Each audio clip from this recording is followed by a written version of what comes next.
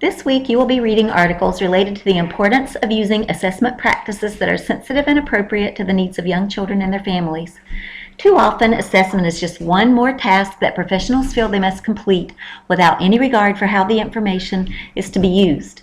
In early childhood, we are sometimes caught up in the practices that were developed for older populations and are being used without an awareness of their inappropriateness for young children. We all need to learn how to advocate for practices that are best for young children. Many of the assessment methods currently employed in early childhood are incompatible with what we consider best practices. This is because the current system is based on whether or not a child can be diagnosed with a disability, and diagnoses are based on standard scores which are often incompatible with authentic assessment practices. Although we are bound by the current system, it is critical that we incorporate and advocate for appropriate assessment practices. First, we can choose instruments that incorporate interdisciplinary teamwork, best address the needs of the child, allow for input from families and caregivers, and allow for the gathering of information over time. Second, we can learn how to use assessment results to provide services for any child we feel should be eligible for support. Sometimes this requires going beyond the standard scores obtained on an assessment and considering child needs and abilities within the classroom or community.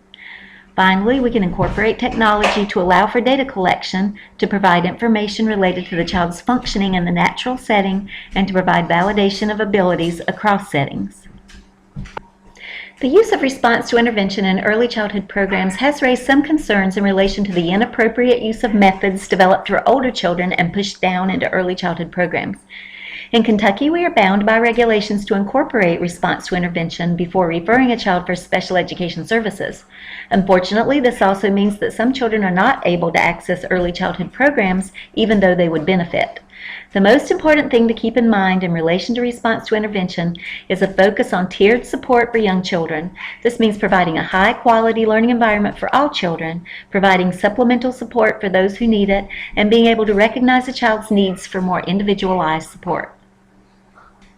As I have suggested in the previous slides, we continue to be challenged to incorporate truly appropriate assessment methods in early childhood programs.